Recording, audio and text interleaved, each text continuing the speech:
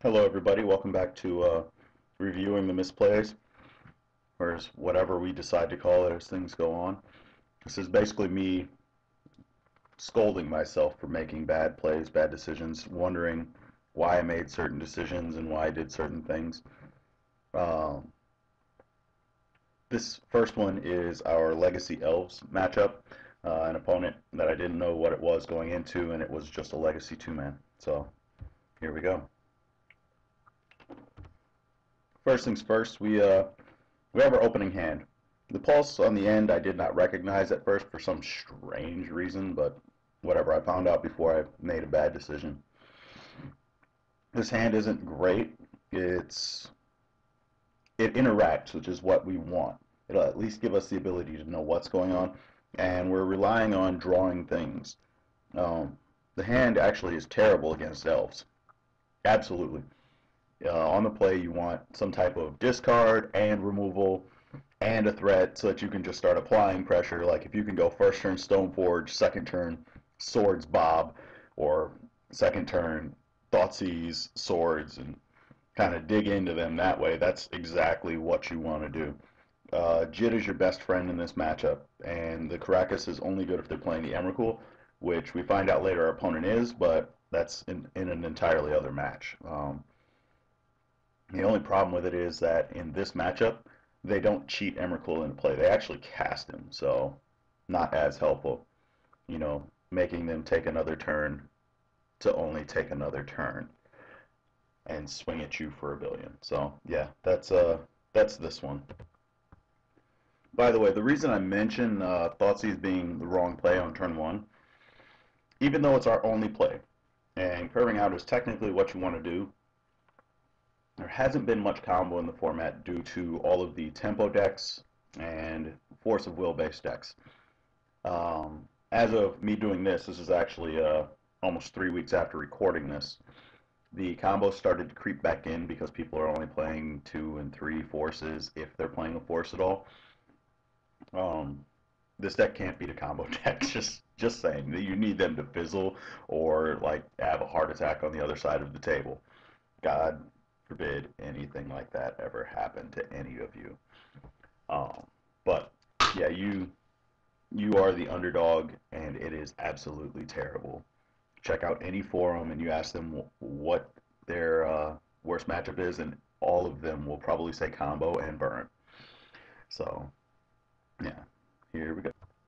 And just FYI, there are two different types of combo elves. There's a beatdown version, and there's a version that goes for a quick Emrakul or Progenitus or basically large monster. The differences in them are very few and far between. So when I say combo elves, I just mean that they're planning on pretty much puking their hand into the onto the field, drawing a ton of cards, continuing to just dump creatures onto the field as fast as they possibly can. We're just going to turn that off. As fast as they possibly can and win shortly thereafter, or have their opponent scoop in the process. It can be time consuming. With the discard up on this hand, the symbiote's the only threat. It blanks our swords, it blanks our pulses, it blanks our jit, it blanks our attacks with anything. They'll just bounce whatever, excuse me, they'll just bounce whatever creature they have to their hand and pretty much negate anything. You don't have a creature with trample in this list. Some lists play Terravor. It's not a bad idea. There's a lot of lands that end up going to the yard in Legacy, and that's part of the reason why Termagoyf was played, because you'd get land and all these other different things in there super fast, so you'd have a super large creature. And in Terravor, having trample means that they can't use the Wirewood Symbiote as a basically pseudo wall. So yeah, we're going to continue on here. The issue that we have here is we're kind of at a disadvantage. So the issue that we have here with the pulse is that the amount of mana available is more in theory off of the ranger than it is off of the Llanowar. Um, he's got 2 mana off the Llanowar. If we leave it as is right now, he can pretty much just do whatever he wants. So getting rid of one of them. He's got 2 mana off the Llanowar. bounces a land and a land of war, gets 2 more lands, that's 4. That brings him up to 5 from the original land tap. Tapping out the ranger and something else brings him up to 6. He's got 2 cards in hand, will be 3. Worst case scenario, he gets Glimpse and another Visionary. We're pretty much too far behind at that point, so we have to kill something that it will at least allow us to cut out, hopefully, his lands. If we kill the Land of Wars, we cut 3 lands out of him because he can still produce the land via the Birchlore Ranger and bouncing with the Quirion Dryad. If we kill the Dryad, we cut out 2 lands out of him. So that's the reason why we go with the Elves. This takes place just after the initial block by the Elvish Archdruid on Stoneforge Mystic, who had the Jit equipped. One thing that a lot of people seem to forget is that when your Lord dies, all of the effects go away. So try and remember that if you have a Lord out, or if you're fighting against Lords, combat damage and things like that will stay. One of my favorite ways to killing Knight of the Reliquary is to just give it 2/2/2 counters and then fetch the bog. There's no point in there that they can save their Knight unless they return it to their hand or exile it, basically get it off the field.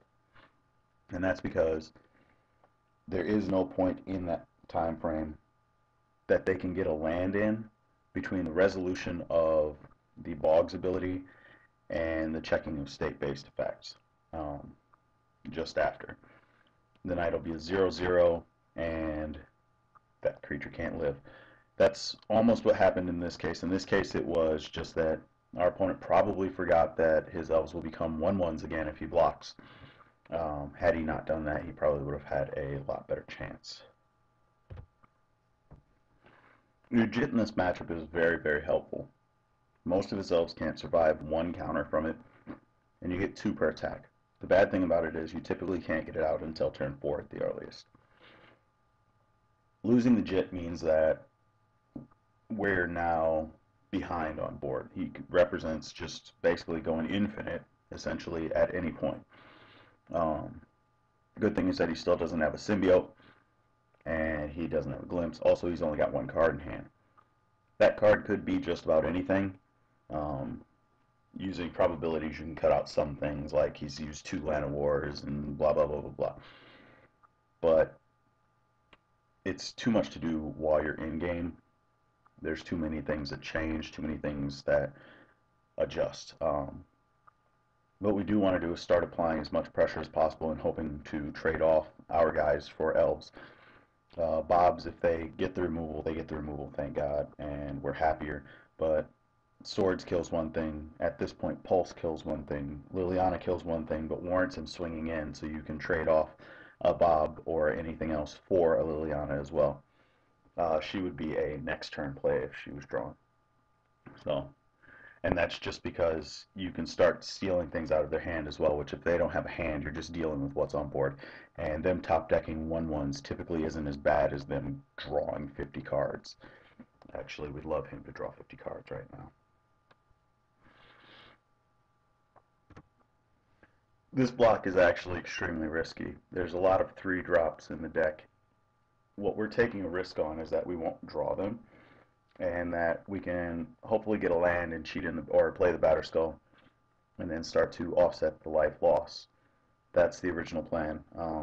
The plan changes a little bit over time, just based on what we see, what we draw. And yeah, sorry, we were going to cheat in the Batterskull because there's no way that his Birchlore Ranger is killing the Stoneforge Mystic at this point.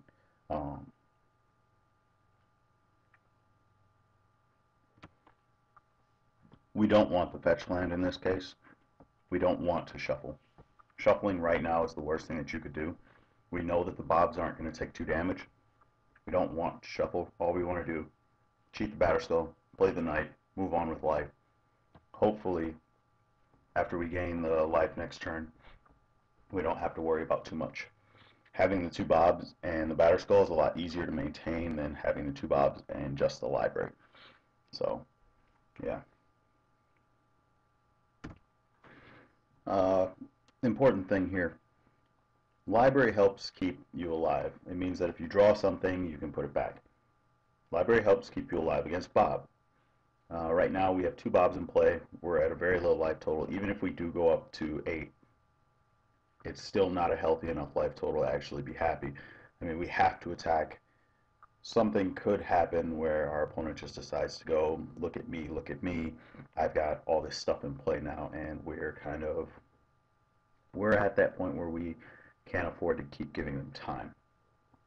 Um, on board, we are ahead, but his board could shift over the course of a turn, and we have to keep that in mind. Um, him having a glimpse in hand, which I believe he would have probably used on the Finhorn Elves just to get a possibility of starting out, or even have kept those in hand because he's not dead off of this next attack unless we go all out. Um, and then just having the ability to go, oh, well, guess what I found. Those are all things that make me think that he doesn't have the glimpse. But if he did, or if he has something else and then he draws that second piece of the puzzle, that last thing that he needed, then we're kind of at that point. So our goal is to apply as much pressure and lose as little life as possible. So that's why we put back the Verdant Catacombs and the Thoughtseize. That's 1 life over 2 cards. We get to look at the next 3. Hopefully there's a land in those. And that way if the game goes on longer, we can kind of continue to hide things. We do have the top, so worst case scenario, if we saw 2-drop, 2-drop, 3-drop, we play the top, we just pop the top during upkeep. That way Bob shows top, and we lose 1 instead of 2 or 3. Right. Our opponent didn't notice this. Um, he was at 12 life. We have 2 2s swinging, so that's 4 damage. We have a 4 swinging, that's 8 damage, and we have a 3 swinging, that's 11. Our opponent believes that he can live at 1. Probably thinks that he can swing back through, depending on what he draws, get some extra time. The unfortunate thing that our opponent didn't realize was that Horizon Canopy can kill itself. Um, had we played the Verdant Catacombs, you may have noticed that. Canopy, not a land many people are familiar with, ironically. At least online, it seems. It always does its damage. It always kills itself at some point, or it gets wastelanded. There are a ton of things that Canopy can do. Uh, in this case, our opponent just failed to realize, and that cost him the game. Alright, for the second game, I'm just going to leave this tacked on to the end. Our hand is great. Our hand looks to be Bob into stuff, and that's where we want to keep it. Our opponent, on the other hand, doesn't like their hand. Because of that, they go ahead and mulligan to 0. I'm not an advocate for mulliganing to 0. If you want to play an Iron Man game of Magic, go for it. Draw 1 off the top each turn. Hopefully, I mean, that would be probably the most hardcore game of Magic if you ever won it. Uh, there are the possibilities that you could, but most of the time you will not.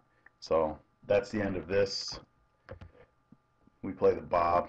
Our opponent pretty much scoops it up, and yeah, I guess we don't even play the Bob. I will be back with the next round, game 1. In this case, because of game 2's way it was. That's the reason why it was so short in that fashion. Alright, everybody, have a good one.